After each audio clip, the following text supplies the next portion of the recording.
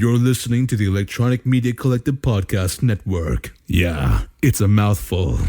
For more great shows like the one you're about to enjoy, visit electronicmediacollective.com.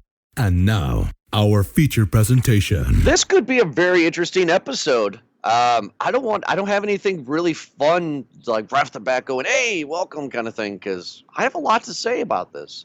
I'm excited. Today we're talking about Thor: Love and Thunder. Eric, how the hell you doing? I'm also excited to talk about this, but also, this is however many films into Phase 4. We're doing yet another Marvel movie. It seems to be at a point where it's really taken over a lot of the pop culture right now. It is. So It is. talking about it again just seems to is it almost like this relevant era where if you don't know where they are at in this development that it's just not even worth it to get involved? I would actually agree, but for this movie, I think I'm going to disagree. For this movie, I don't think you had to watch anything for this movie. This movie does a very good job at giving you kind of the where were they backstory stuff. So Because I don't. hold on, let me Yeah. let me feed into you, then you can go off and your rant because sorry to interrupt, but it's one of those where this is a standalone. Same with the other, like a Doctor Strange one, right? It's hard to make a Right. movie that is continuing. So you want to make a standalone. Is this? Did you find that this was a good standalone? And this is kind of the dilemma that they're in, right? Right. You and I have probably not even watched half of the Marvel stuff that has come out, like for like the show to review. So I'm I up mean, to date on everything. I hate to you are. say I don't. that. I'm not up to date on everything. I mean, you and I reviewed Wanda, Loki, Falcon, Winter Soldier, Hawkeye was a chore, but anyway, I mean, we are. You have seen more than me, and I thought I was going to be lost, and I was not. What you need to do is play this movie right after Endgame, and it kind of just all kind of flows together at that point. That's kind of a thing to point out. Much like how they did in Loki, where they talked about how everything splits off if it isn't controlled into one timeline. Mhm. That's kind of what seems to be happening with a lot of their movies. They all seem to be just kind of splitting off into their own thing. This really is sets a good example for that. Not just Multiverse of Madness, but I mean, Thor is off doing his own thing completely. Same with the Guardians. And everyone is doing their own thing. It doesn't even seem like anyone's, like their progression or their threat that they're dealing with has any effect on anyone else's thing that they're doing. Well, I like the fact that Thor is going off onto work with the Guardians. I like that stuff. But before we get into the movie, I want to say something to you. And you've been helping me out when it comes to my daughter with this stuff. You see, it's the summer, and my work schedule is different than the average person. So during the week, I have my daughter. And because of circumstances last week, that's why we released Chippendale, because I couldn't go to the theater to see this. So that's why we're a week behind.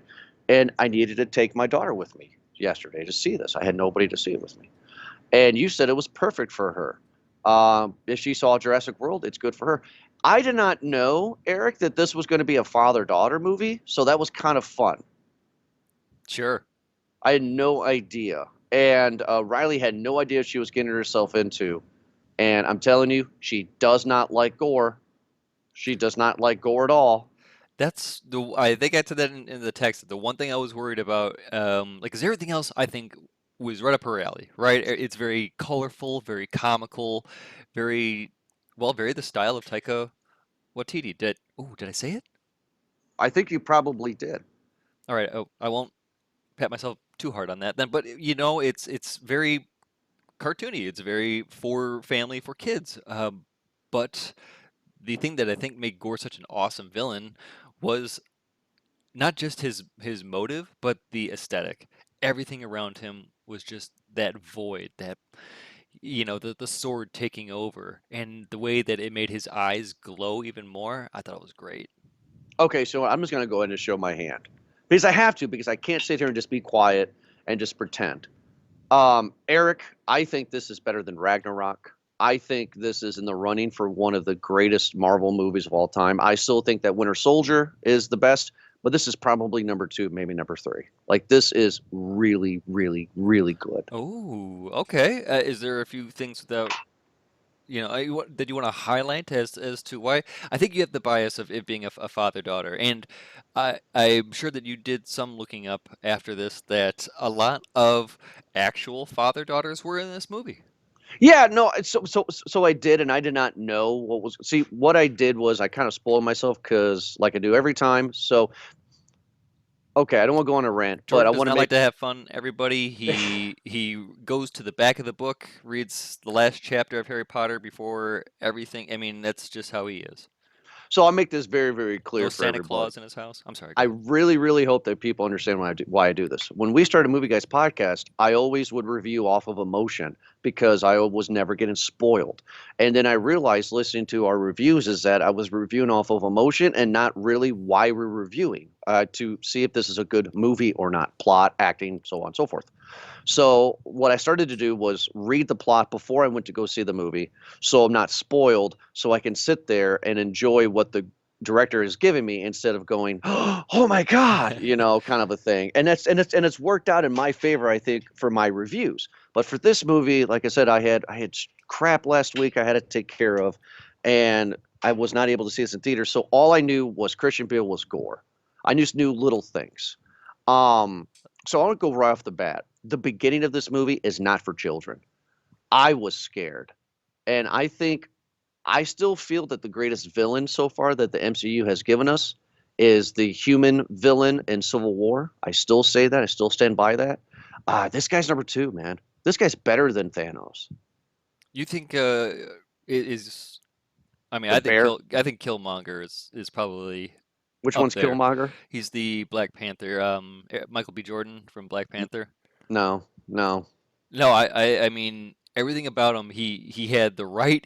I think he was vilified as probably one of the probably the best villains so far, or maybe um Shang-Chi. Shang-Chi, is it Wenwu? I didn't like that movie though. I'm just speaking on terms of like Just the villains. of villains. I think so far, because he was. I mean, that guy's been around for millennia. He was a powerhouse. Is a powerhouse. Yeah, but And Gore. again, felt like the villain. I said this before too. Like the villain that thinks they are right is the most threatening villain. And that's why maybe in Moon Knight it worked as well too. But this is why I like Gore because I even walked out of the theater with Riley and I'm looking at her and we're talking about it. I think Gore's 100% right. I don't think that he thinks that he's right or he's justified. I morally think that Gore is 100% right. But he's fueled by revenge. Absolutely. Yeah, That, and that's rightfully that's my so. person. But see, that's my personality. But anyway, at the beginning of the movie, I did not know how it was going to open. Right, so we get the big, and we're not going scene by scene. But anyway, beginning of the movie, I'm with my daughter. She's going to be 6 in a month, so I'm just like, okay, here we go. Let's see what this is all about. It's Marvel, can't be bad. And that opening is heartbreaking to me. It's just like the first 5 minutes of Up in a way, for other people. Like this guy, I don't know who this guy is yet. They're not really talking. He's in a desert. He looks terrible. I can tell it's Christian Bale and his machinist get up, if you want to say that. Sure. And he has a little girl, and I'm a father to a little girl, so of course immediately gets my attention and pulls on my heartstrings. And she dies of thirst, and she's like, "I'm so tired, Dad," or whatever, and she falls and dies. And dude, he was doing exactly what I would do in that situation. He buries her, and he just lays there next to her, and just waits to die. Like, oh, just pulls at your heartstrings. I'm like, oh my God, my 5-year-old is seeing this shit. Sorry for swearing, but it's like, oh God, do I got to leave the theater? Sure. And she was fine. And then all of a sudden, you hear this laughing and stuff, and he goes to this Eden, if you will, and there's his God, and his God's like, nah, I don't really care about you. Don't really care. And he's like, but my people have died. My wife, my daughter, everybody has died. And he's like, yeah, no, I don't care. But we pray to you. Don't care. And he's like, and the God's like, yeah, we just killed this dude who has the Necro sword. Yeah, the Necro Sword. Necro sword.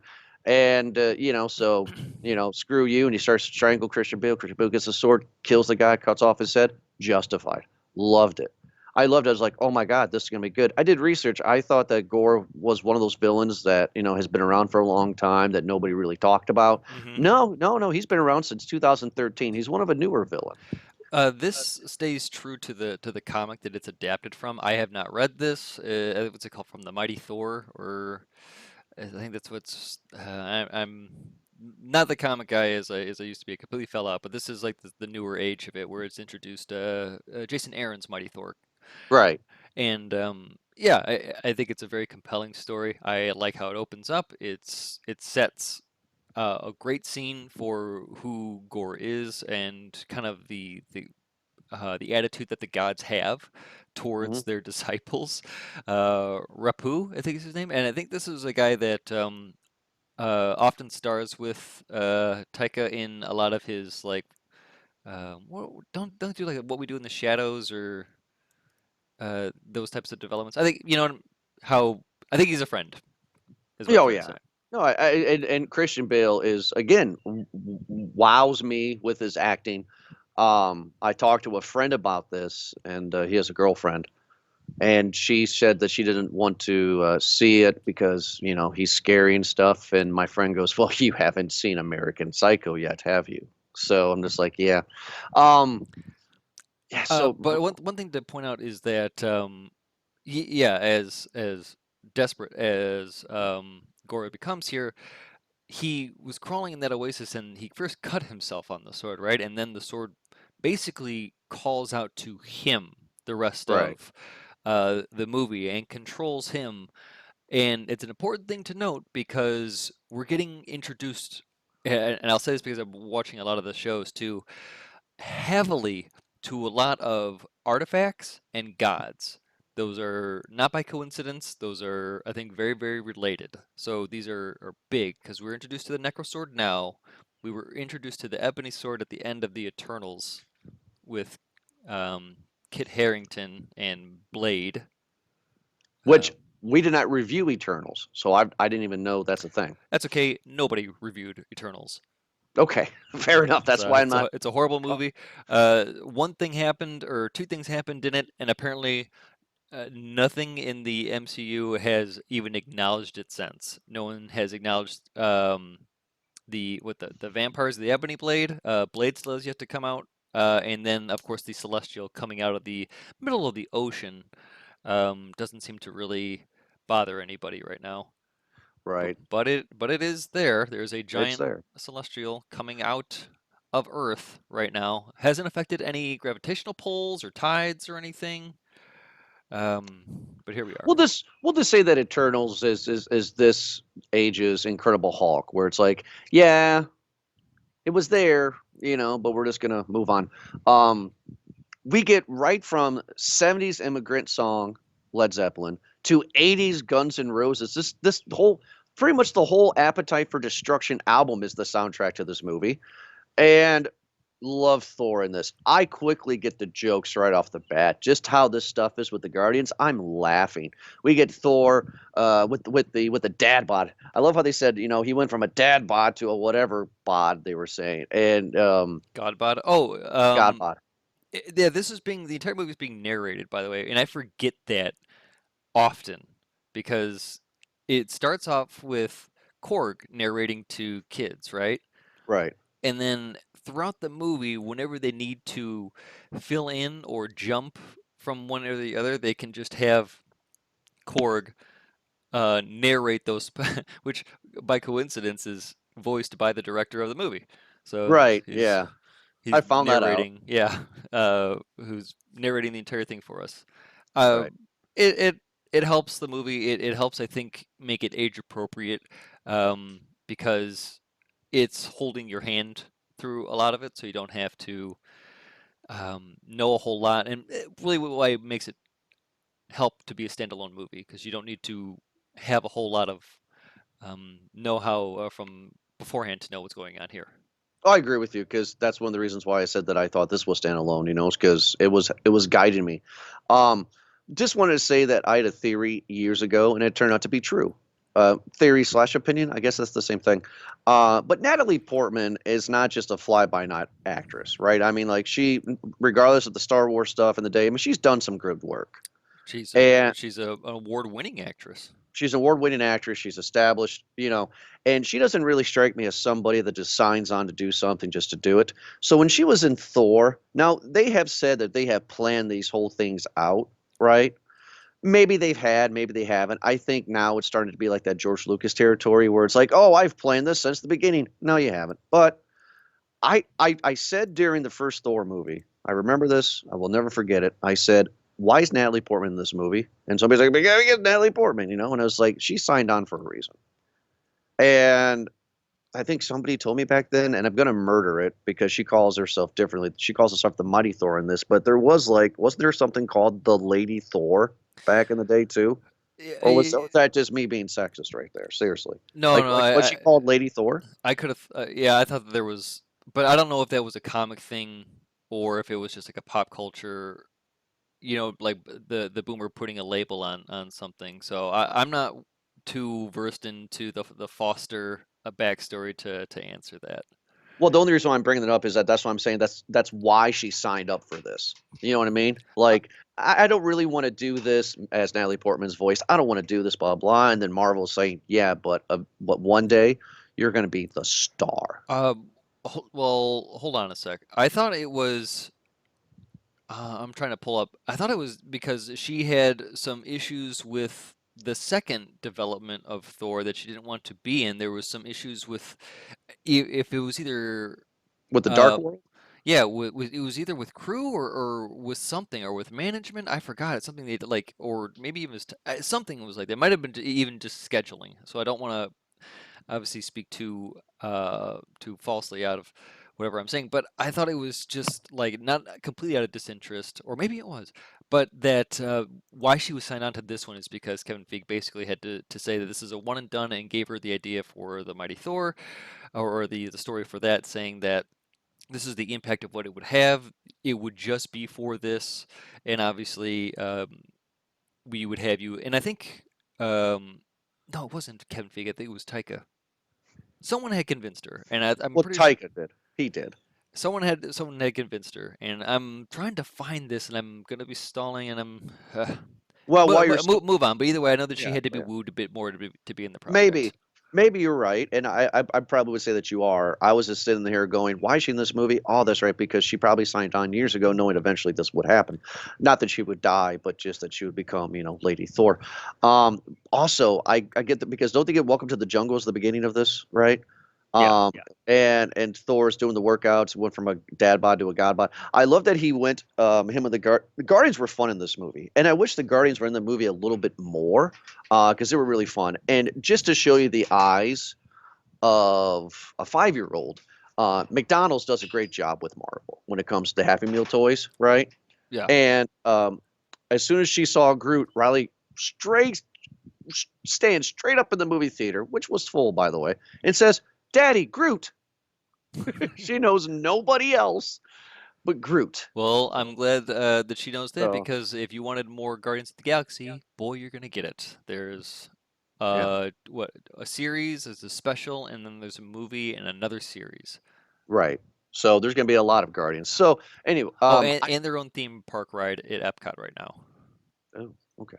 Well, the one joke that I really, really loved is that they're on this alien planet and they're being overran by these bird people, I guess you would say, and these people are like, "Will you help us, Thor? Our god has been slain," and Thor gets Stormbreaker, and he just looks awesome. I like how he has these Viking boots, and I mean, guy's looking good, and just straight.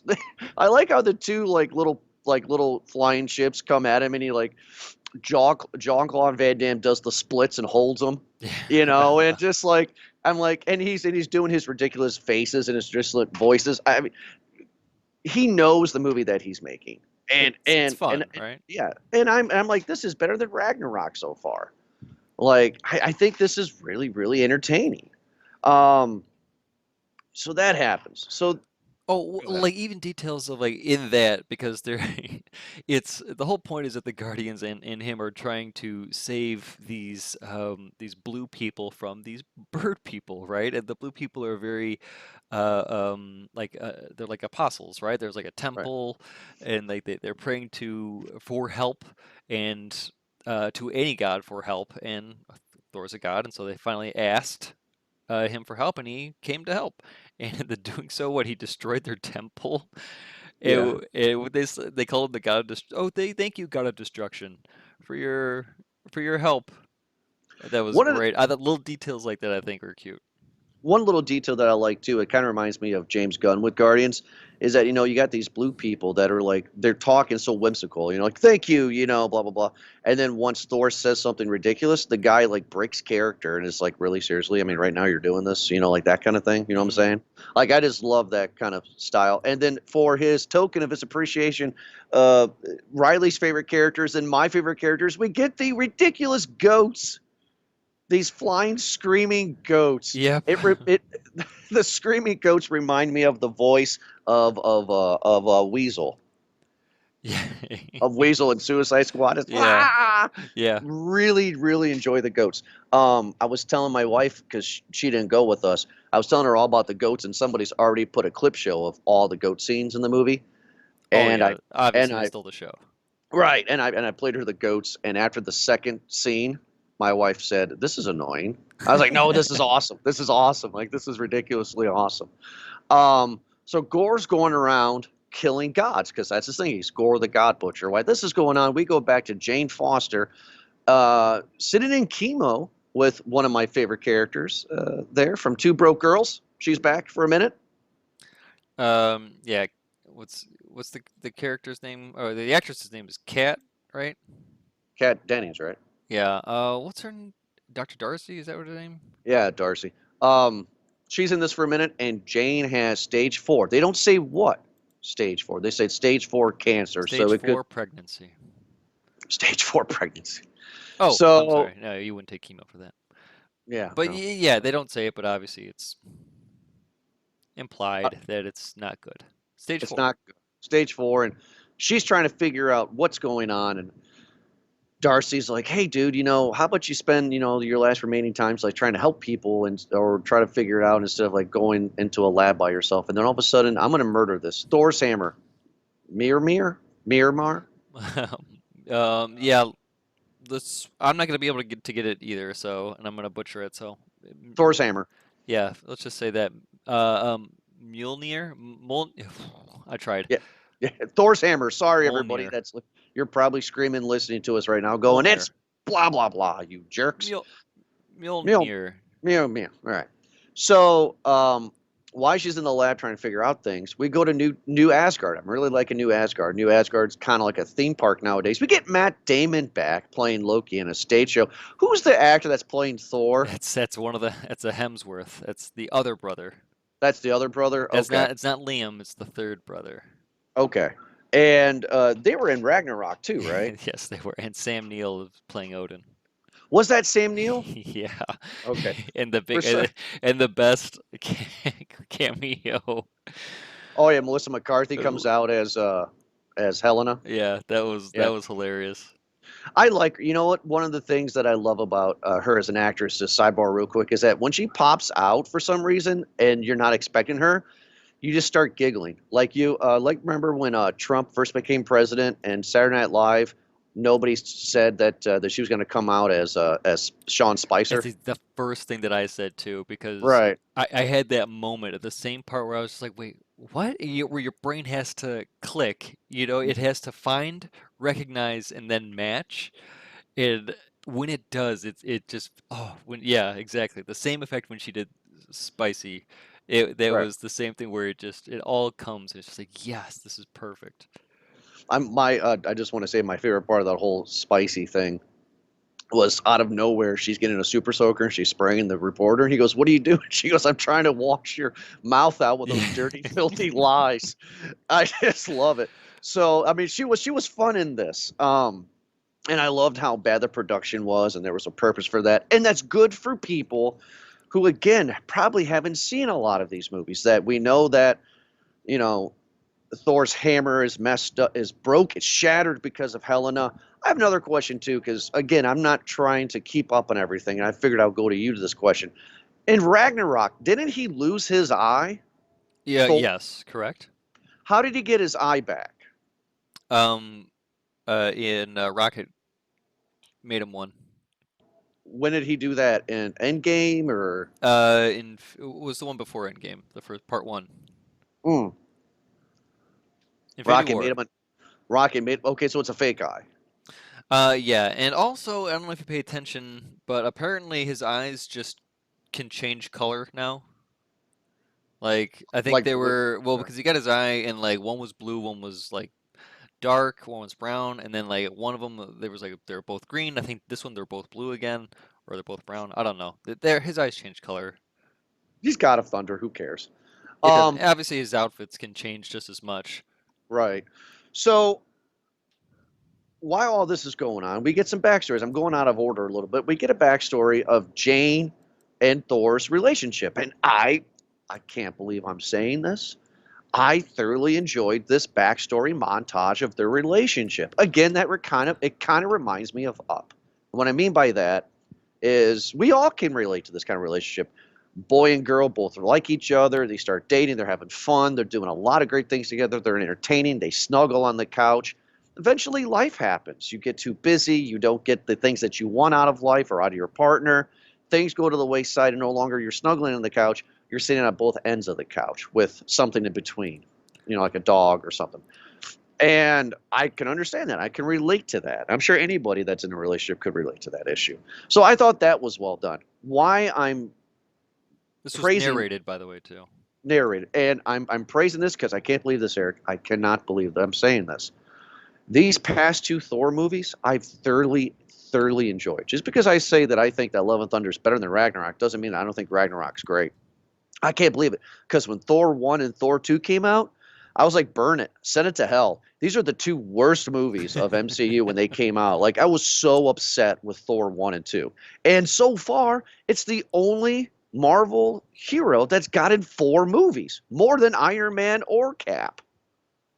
Yeah, it's well, he's also the oldest, going to be the oldest Avenger, right? I mean, he's the one that's going to be signed on for the longest. Sure, but I just couldn't believe it. You would have told me what in 2010, 2011, when the first Thor movie came out, that we'll be on the 4th one by now, and they would be actually good. I would have said you were crazy. Yeah, you're right. But that can be said, obviously, or I would assume, I shouldn't say too obviously, because of one big thing, right? The director, The director. right? The last two movies, they really struck gold with the director, with Taika. It's anything that he's doing, it seems to just match almost completely the tone of what they're going for. And looking at his other projects, it seems like um, Disney has really just put their claws into this guy, and they know that they have something here, and that they're gonna they're gonna bankroll this guy. Holy cow! He's doing the Tower of Terror movie. He is booked for the next 10 years. It looks like. He's doing the tower, the base off the ride. Yep. So Oh, really? you know how Disney loves to. They have no Right. ideas, and so they just make Interesting. movies about their rides, which is why Interesting. Pirates of the Caribbean. Anyway, and then he's doing the new Star Wars. He's doing Time Bandits. He's doing Akira. Like this guy's, and he's acting in all that too. He was in Lightyear. So I don't know this guy. I just know from these movies so far. What's his name again? Takaki. What's his name? Okay, listen, I've had to sit down and really try it. It's Taika Waititi. What nationality is he? He's from New Zealand. New Zealand. Okay. That Yeah, that that sounds, without sounding ridiculous, that sounds Asian to me. That's why I thought. it doesn't sound like an ocean, like an island type thing, like almost Oh, I guess like you're. a Samoan, like a Yeah. Hawaiian almost. Okay. Yeah, you're right. Okay, there's that too. Huh. Okay. Okay. So he's from New Zealand. Okay. All right. Maybe He he's did friends with Peter. yeah, didn't we do Jojo Rabbit? Yeah, we did, and I didn't like it. Oh, yeah, that's right. What's another one? We didn't do Hunt for Wilder People, which is another one that I like a lot. What We Do in the Shadows, Our Flag Means Death, is that another one? I'm trying to think of all the popular ones, getting them out of the Well, way. So far, I've seen 3 out of his movies. Then Ragnarok, this one, and JoJo, and so far he's knocking out of the park with Thor. So let's go back to Thor, where we've already established the backstory, and we established that Thor's hammer is shattered. Jane is the hammer's calling to Jane. So Right. we get that backstory where Thor, I'm going to murder the line, but he says something to the hammer, whispering to it, like if anything is to happen to her, protect her. So it knows. So she comes there, she's full of cancer, and all of a sudden it starts to form together, and that's it. We don't know what happens, right? So So yeah, this is a weird thing I want to talk about because the Asgardians are this is there's 4 movies of Thor, and then there's a lot of in-betweens as well too. And there's in those they talk a lot about the Asgardians, and I have to admit that I've done a lot more digging on this than I really wanted to. First things first is that they are viewed as gods, but they know that they are not. Odin himself says that we are not gods. They see us as gods. We are just aliens with special gifts. That's flat out what they have. Is that they have the power of the Bifrost. They had technology to make that, and Odin had the Odin Force, and they just have all these. You know what I mean? They're like superheroes. That's basically what gods were. They were superheroes of then, but you were only as powerful as the disciples that you have, right? And so now people are asking superheroes for help and not praying to gods anymore. So I think there's a kind of this big thing here. now with these people of Asgard later in the film, but are all the residents of New Asgard, are all these the people that used to live in old Asgard before Ragnarok happened? Are these special people, if you will, or are these just a mixture of everything? I think it's whoever was living in Asgard, and so that might be a mix of. And this will be relevant in the post credit, by the way, too, is why it's so important. So I think whoever was there living in Asgard, it might have been a mix of like those frost giants, or didn't some of the kids say that I'm not an Asgardian, I'm a, you Wolf know, Kid. yeah, something like Yeah. that. Um, oh yeah, by the way, the makeout scene that Thor had with the Wolf Lady was his real wife. Oh, was that? I thought that was cool. He's like, I made off with a wolf lady on top of a wolf or something like this. Just funny stuff. So, But yeah, everyone from Asgard, they just kind of might have more special abilities, you know, or like even said before in oh, was it Ragnarok then, or whatever one that Odin died in? Was that Ragnarok. yeah, where he had said that Thor always had the ability to summon the thunder.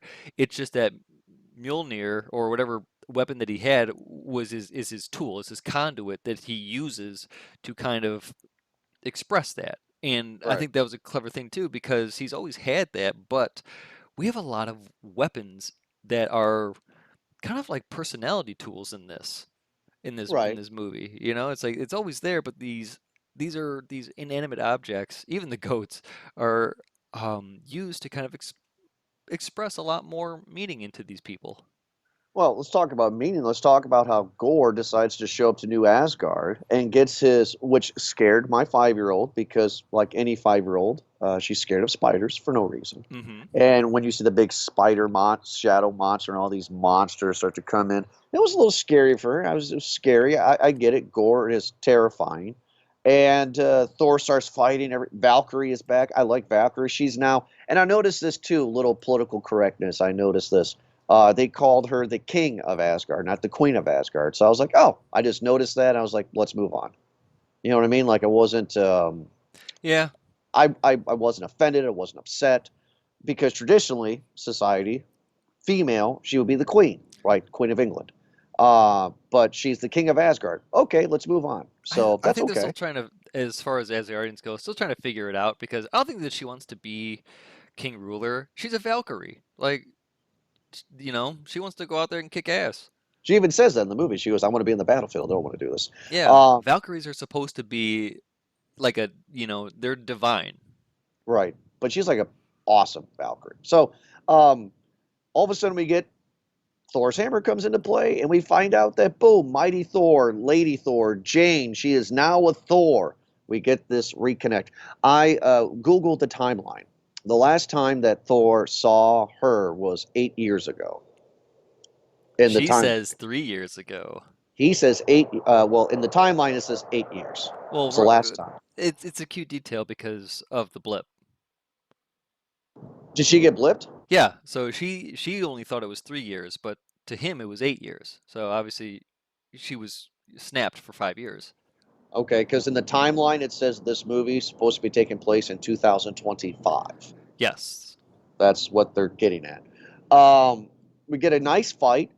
Uh, my one complaint about the fight is that I know that they're shadow monsters and it's dark, but it was sometimes a little too dark. I couldn't see really what was going on. Do you think that they maybe were symbiote monsters?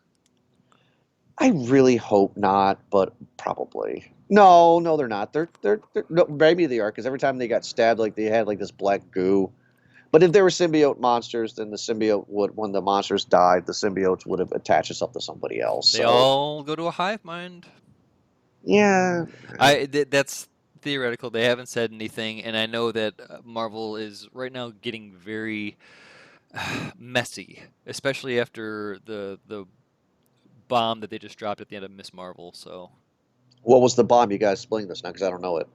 well, first things I want to say mention too is that the TV shows have a lot. Like you could just probably watch the end of those, and just get what you need out of them. Okay, But like to have Darcy in this movie was weird because she was in WandaVision and she just right. like witnessed this huge kind of this end level kind of thing with Scarlet Witch and with Monica Rambeau and with Sword, and now she's just going to visit her friend in a hospital. So I don't know if that seems just kind of weird, but maybe she's a Skrull. Who knows? Like that's the other thing too is that we don't know who's a Skrull and who isn't anymore. So maybe they'll come back to that. Maybe do like Okay. th- So what was the big reveal of Miss Marvel? mutants. What about mutants? They're canon now. So originally, Miss Marvel had received a ancient artifact, a bengal, that she wears on her wrist. Another ancient artifact, and this was introduced because she thought that she was a relative to the Jinns, gods, basically. So she's kind of like a halfling, kind of like Peter Quill is, kind of like Shang-Chi is. Okay, So once upon a time, a human fell in love with a god, and then they had a kid, and that kid is now right, a superhero. So originally, her guy behind the computer, Bruno, had right. done tests saying that, oh, your energy is coming from within you, and it's just being channeled through the Bengal. And so they thought that, oh, you're halfling like a god thing. But at the end of the episode of 6, he drops this saying that, oh no, it seems that it's coming from you, but it's like a mutated form. And he says mutated, and then the X-Men theme plays in the background. Yeah, they've been doing that recently. The X-Men thing came up in Multiverse of Madness, so they're really pushing and teasing us that the X-Men are coming into this now. That's really what it sounds like. Okay, all right. So it wasn't like a big bomb then. That is as much of a confirmation as I've gotten that she is a mutant. That she might be unless you can think of another mutant. I would say probably Quicksilver or Wanda, but they got their powers through a Tesseract. So I don't know or wait, no, Wanda always had her powers. See, again, this See, is it's confusing. It's confusing. So we find out all about Jane in this, and we find, of course, I don't want to talk about every little scene, like I said, but we find out that that Thor's hammer has attached itself to her to keep her alive, but because she is a mortal woman, this is the way I took it. Since she is a human being, every time that she is the mighty Thor, it keeps on draining her of her strength. So when she's not mighty Thor, the chances of her surviving are very, very, very, very low. That's how I took it, right? yeah. I think the comic did a better. And again, this is just I didn't read it. I was just looking up. They did a better job saying that it made her stronger, but it makes everything about her stronger, including the cancer. That's a very good point. Okay, so then now here's my question. Couldn't she just be Mighty Thor the whole time? Does she have to go back and forth? Because if she be Mighty Thor the entire time, then she'd be alive, right? I would think in theory though that there has to be a certain capped point, right? That as soon as if she goes that part, that there's got to be a point of no return where as soon as she ceases to become Thor, then she just dies, right? Right, that's what I assumed, and that's what was pretty much happening. That seems like quite a curse, don't you That think? it does seem like a curse. Um, God, what else? So then, okay, so after the shadow fight, um, Thor and Valkyrie and the goats and Krog, I'm sorry, Yeah. Krog, they're going to go to the place where only gods know, where Zeus is, and we're gonna ask Zeus for his thunderbolt and help to defeat Gore, the God Butcher. And I'm like, okay, I'm excited to see Zeus because I know who's playing Zeus. I know Russell Crowe is playing Zeus. So how is this going to go? And beautiful green screen, right? And Omnipotent City, is that what it is? um, I don't know if I want to share this story, but I kind of do. I hope you get it. Riley had a 1997 Titanic moment. Go go ahead. So I'll do it quickly. 97 Titanic comes out. I'm 10 years old. Dad takes me to see Titanic. Dad didn't know that there was going to be breast exposed in the movie. I didn't either. Breasts were exposed, and that's when I realized, oh, girls are cool. Um, we're seeing the Zeus scene with Riley, and I didn't know that Thor was going to be naked. And Zeus is like, "Hey, who's talking during my thing?" And I'm Zeus. And then he blows his Blows his what? blows his wardrobe off, Oh. and we see Thor butt. And Riley looks at me and goes, "He's cute." Oh, did maybe both of you have an awakening that day? Stop it. He's cute. I was like, oh my God. This scene is not for children. And what I mean by that, not only do you get Thor butt, which I guess, That's right. The scene's I for get, men. well, what I mean to say is not for children, meaning that, I mean, it's butt, so kids are like, oh, butt, yeah. They don't think nothing of it. It's not like breast. However, though, orgies were just orgies. I couldn't believe they were talking orgies in this. Like, who wants an orgy? And Thor's like, oh, this isn't Zeus that I thought, and like they said shit a lot in this movie. I couldn't believe they were getting away with some of this stuff. I mean, okay, so I have to, as a movie guy, I have to stop you right there because for you to be like, oh, I can't believe it, I can't believe it, and I know other people were doing this too. I had to stop and be like, all right, well, here's another question. Do you like Mel Brooks movies? Of course I do. Okay, so what's the difference between this and like History of the World Part One? There's Like, no difference. yeah, just like the tongue-in-cheek sex comments, the uh, kind of brief nudity. Look, I'm not offended by this at all. I'm not some of those Is it people because I would. age appropriate? Is that what you're trying to say? It's my own fault for bringing my 5-year-old to a Thor movie, but then also it's a Marvel movie, so I thought it'd be fine. It's not a big deal. She's clearly not affected by it. You know what I mean? She didn't have nightmares of gore or anything like that. 'Cause I thought she had nightmares of gore. Yeah. What I'm just trying to say is that Marvel, they have Halloween costumes. They're very kid friendly. Disney and all these things. It's just shocking is not the word because again, I'm not shocked. I'm not appalled. I'm not offended. I'm just like, wow, Disney's getting away with it. They're saying shit, guy butt, and talking about orgies, which all three of those things went over my 5-year-old's head. Will they go over a 10-year-old's head? Probably not. But it doesn't matter. I was just like, wow, they're getting away with it. That's all I was trying to get at. You know No, what I no, mean? I get it. You know what? I will actually say as well too because they've been getting pretty ballsy. I made a comment during Miss Marvel. I don't want to bring it up again, but they had a whole episode where they showed the Indian Pakistani apartheid in like it's an ugly part of it. It's just like wow, I wouldn't expect it from a Disney show. Right. Another thing that people got all up in arms about, I guess. I went home and read all this stuff. There was a big, big fight. By the way, love Zeus. Love Zeus. Love Russell Crowe in this. In He's his perfect. Greek accent. I loved it. I loved how he was swarmy and I loved how when they were fighting all the guards and they bled gold. I think it was gold, right? It's Yeah, just yeah, you're right. ridiculous. Krog is now in the back of Valkyrie's head like Voldemort in Harry Potter 1. It's just really, really fun stuff. And the Thunderbolt.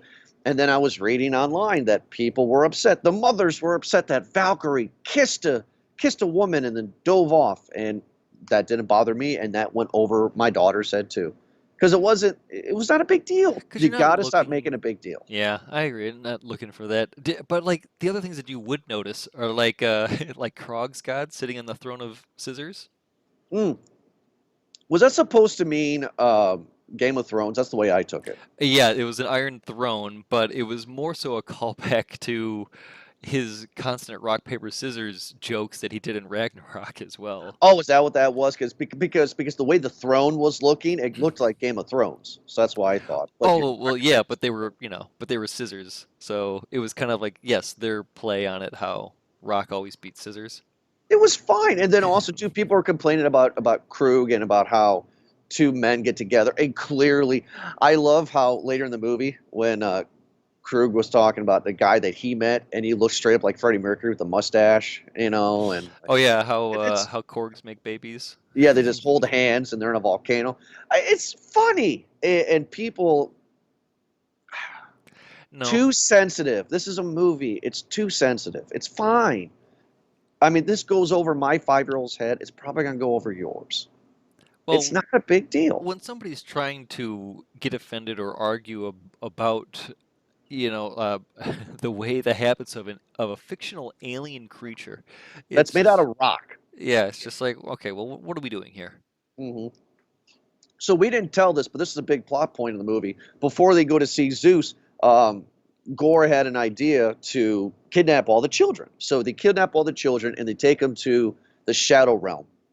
Really, really cool place. Kind of looks like the moon, black and whitish, kind of grayish. Really, really cool design.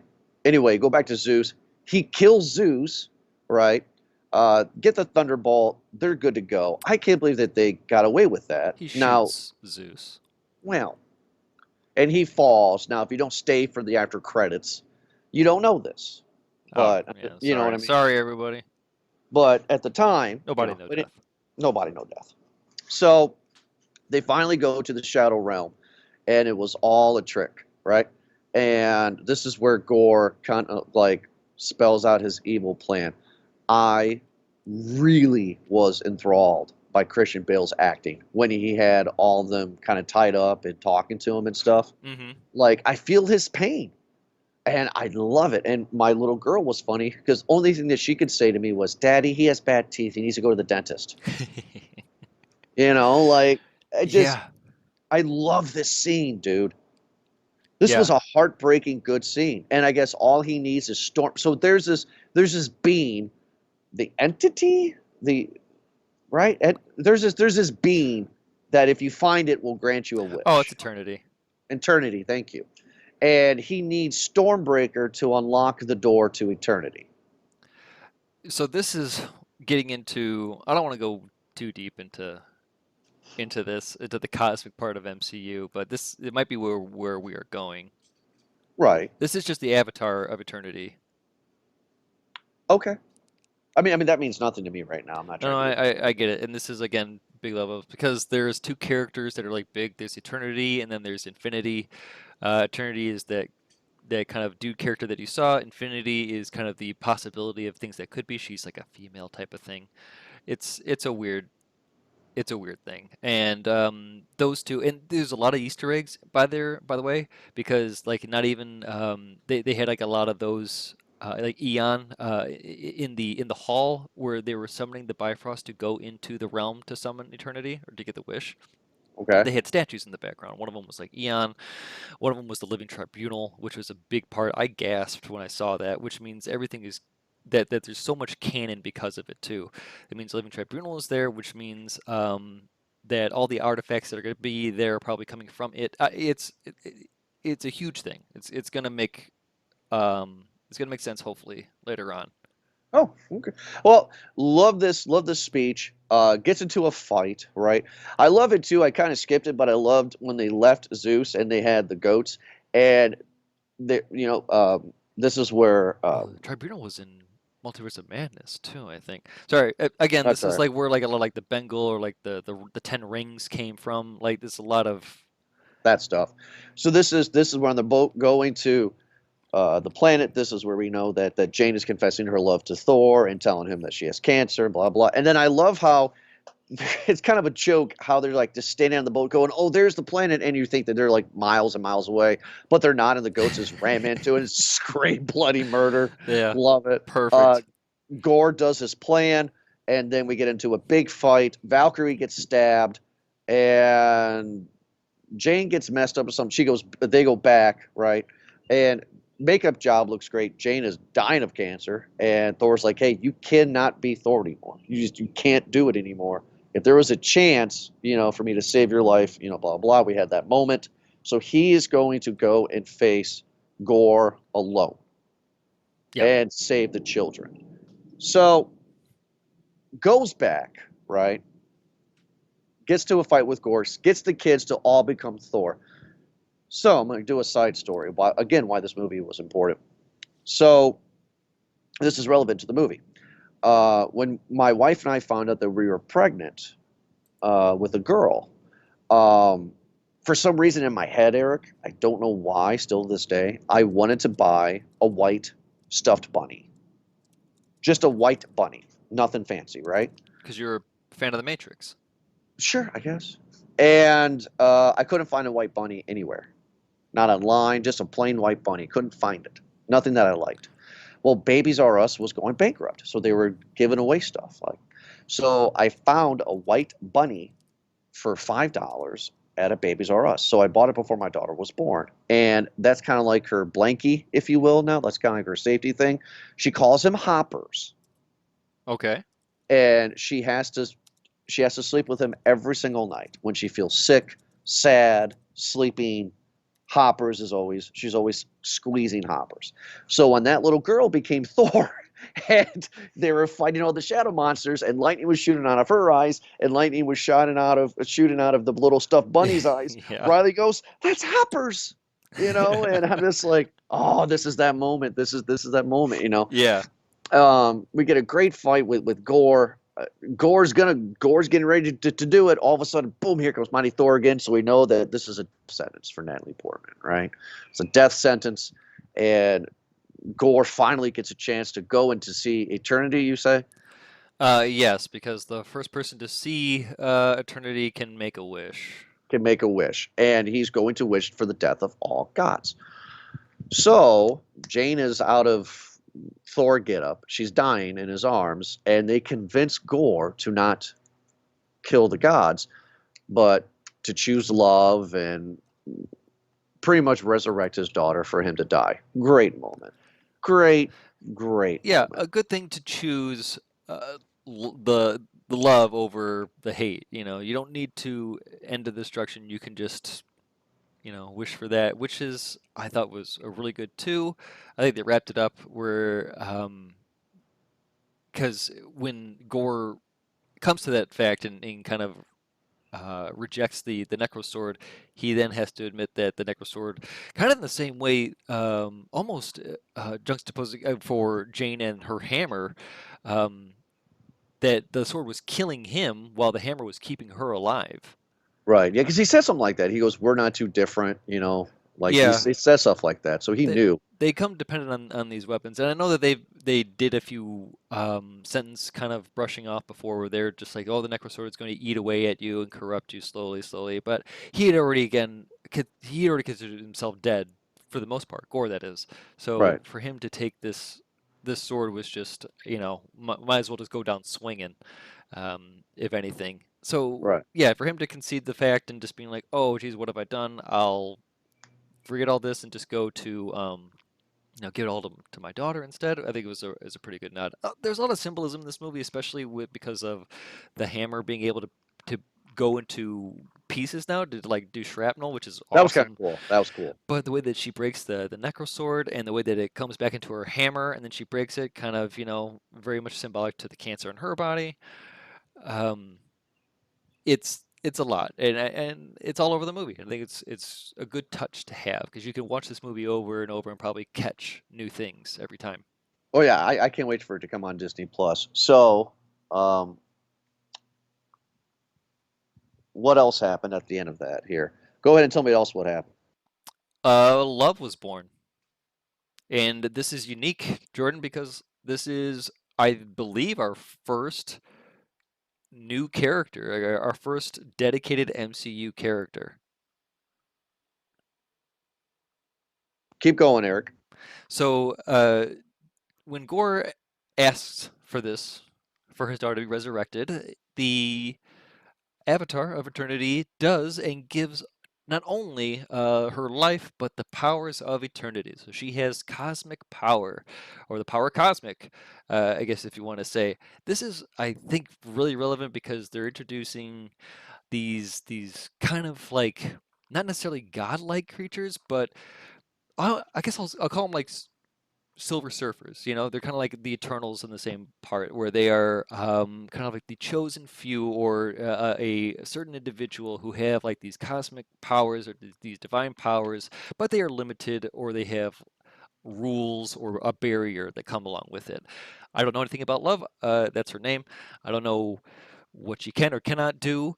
I would imagine if she has the powers of eternity that her powers are going to be, I don't know, pretty similar to Adam Warlock's, I guess, in that where she can just kind of go wherever she wants, whenever she wants, and blast who she wants as well. Is she evil? Is she evil? Because he was making her pan flips or whatever they called it, pancakes, but pan flips. And then after like the little father-daughter scuffle, she says, "Die, demon," and she shoots purple lasers out of her eyes. Was that her being funny, or was that her not controlling her powers? Or I think that's her being funny, and because the other thing too is that we've not seen too many demons or elder demons, and this is the big part of like, because they introduce a lot of gods in here too, and I don't know where the MCU is going. I thought originally that they were going to go towards like the Secret Wars and like this like multiverse stuff, but they're really building towards a lot of this God stuff now too, and that has a big part in the MCU as well, especially when you take in the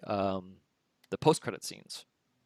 yeah, so that's why the movie's called Love and Thunder. Uh, Thor and Love fight together to defeat evil. Great ending scene. Plays with Sweet Child of Mine. What is the ending credit scenes, Eric? Zeus is not dead. He's still alive. He goes off on a rant and he's complaining to somebody saying that, okay, well, enough of this. We don't need this guy around here making, shaking up things and telling people that gods aren't cool anymore. So we need someone to fight for us. Isn't that right? Hercules. And Hercules, the guy from Ted Lasso, one of the soccer players, I guess, goes, "Yep, that's How do right." you look? How do you look? It looked like Hercules. He looked pretty much like the comics. He looked pretty good. A big, bulky, kind of like Banish kind of guy. No, I mean Hercules isn't like, like swole. He's definitely ripped. He's, jacked. I guess he's about probably a little bit smaller than Chris Hemsworth, but Okay. he's jacked. Is Hercules, there man. is there another post credit scene? There is after everything.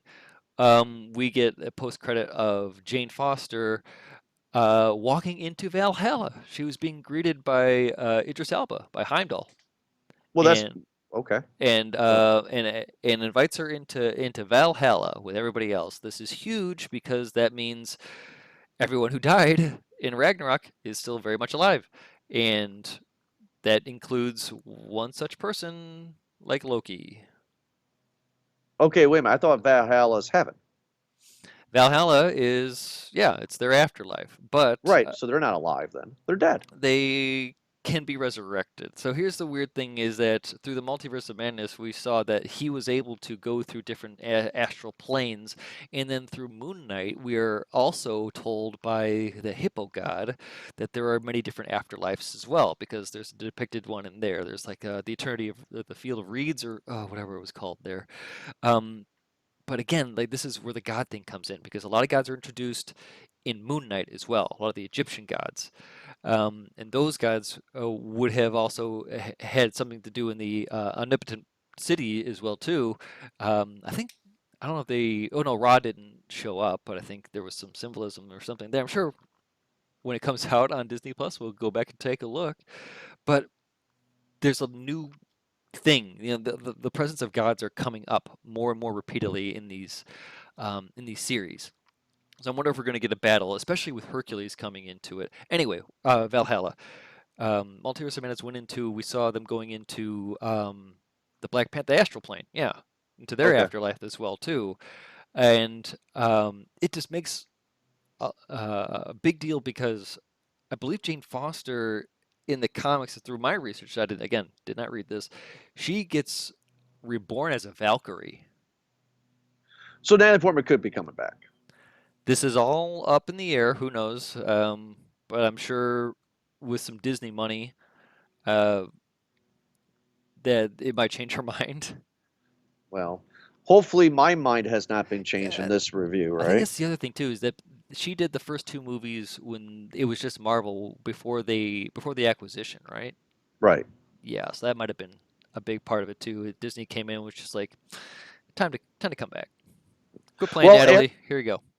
Eric, what is your popcorn rating for Thor: Love and Thunder? I liked it a lot more than I did, man. I know this movie got a lot of hate. I think people hated it because they wanted something more of the Phase Four, like the continuation of a story that they got from Endgame. They want something for to tease them. They want more and more. But I don't think they understand that this is just part of the second saga. This is how the first saga went, is you have a bunch of these movies that are fun, that can be watched on their own. I enjoyed this movie, man. I like that Hercules is coming in. We didn't talk about it too much, but like this is like like they have a frenemy rivalry. Like they fight a lot, Thor and Hercules. They fight a lot. They fight a lot. And it's he's like like a chaotic good, Hercules is, like in the same part. Like he's a hero, but he's not like a friendly hero. Does Right. that make sense? Sure. So I'm curious to see if we're going to get a lot more of them fighting. I'm sure the next Thor movie, if there is one, which I'm sure there will be after the success of this, but if it's not versus Hercules, I just don't even know where they would go. Um, so yeah, I really did enjoy this movie. I'm going to give it a large just because of those goats. The comedy I think surpassed a lot of the action in this, but I think it had heavy tones of both. This was all around an inclusive movie for all of your emotions. There's a lot of things to laugh at, a lot of things to be scared about, there's a lot of things to think about.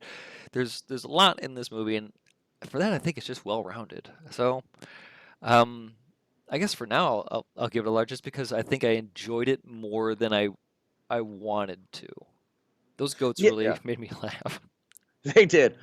Yeah. So for me, at the beginning of the show, I was talking about stories of like not showing emotion. That's why I have to spoil myself, so I don't get emotional about a reveal of a character or a plot line. But darn it, this movie is definitely giving me a bias because of what it is. It's a father-daughter story, if you will, and I have a daughter, like we've established. So it's very hard for me to look past that sometimes when some things are so relevant, like a girl with a little bunny, right? Sure. Uh, the comedy is great. The action is really good. Gore's a great villain. I know I'm being a little ridiculous when I say that Gore's probably the top three villain of the whole MCU, but I just really felt for his character. I really liked what he was doing, and I could see myself and a handful of people that I know that would do the same thing. And Yes. so I can see his justification. I like bad people that we see become bad people for reasons instead of bad people just being bad. So I like that. I think that Thor's in good hands with this director. Normally, this is his sequel to Thor Ragnarok. So normally this wouldn't be as good. And I don't agree with the critics or the fans. I think this is stronger than Ragnarok. I think the story is tighter and stronger. Um, but I guess when I want to give my review is I said about emotion. I said earlier this year that The Power of the Dog is probably going to be the best film we reviewed for the year. It was a really, really good film. I'm probably going to say this one is right there or maybe has it beat. I was more entertained. I think this is a large bag with as much butter as you want. I think this is everything that everybody can want. This is a theme park ride. This is a dramatic film. This is a funny film. It's a good looking film. Yeah. I mean, I think this is great. I agree with you. It should be said that the characters and standalone themselves are charming, and Right. someone like Gore, like, yeah, I agree with you completely that he's probably one of the top in. everything, all the movies, what, 30 plus that we have right now in Marvel and series, then yeah, I would easily put him in top three for sure. I think he's a great threat too. I thought it was something not to be taken lightly. So I agree with you.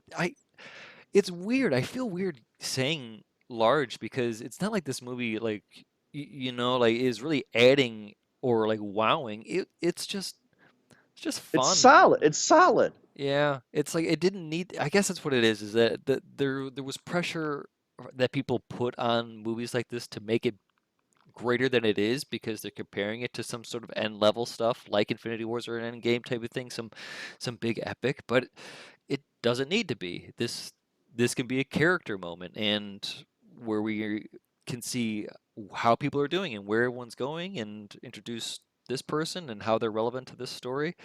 Why Thor has a hammer now and why this little girl has Stormbreaker. This little things like that. I enjoy it. I think this was simple enough to where it didn't need to have as much hate as it got. No, it doesn't deserve any hate. And one thing that I don't hate at all is aliens and UFOs, right? Yeah. Yeah, there's another bad Jordan segue for the year that I'm doing. Nope. Yep. Cowboys No, and aliens. Everyone, we're nope. doing Harrison Ford's aliens versus cowboys.